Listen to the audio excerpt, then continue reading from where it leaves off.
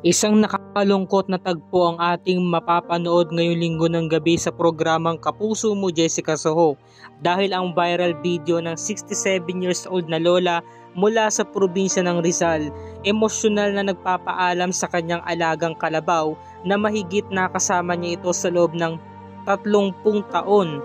1990, ibinigay ng may-ari ng lupa sa akin si Doro, yung aking kalabaw. Talagang mabait siya. Bago mamatay mister ko, ibinili niya sa akin yan na ingatan at huwag siyang ibenta kahit kanino man. Laging pakainin at asikasuhin ang lubid niya. Sa aking mga apo, lahat sila yan nakasakay sa kalabaw na yan. Lahat sila maligo sa ilog, kasama nila si Doro. Talagang mahal ko siya, parang anak na ang turing ko dyan. Pero dahil talagang gipit kami, kinakailangan ko siyang ibenta.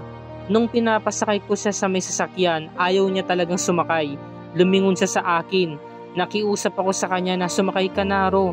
Salamat sa ilang taon mong serbisyo sa amin. Ito ang mga ikinuwento ni Nanay Mary Jane.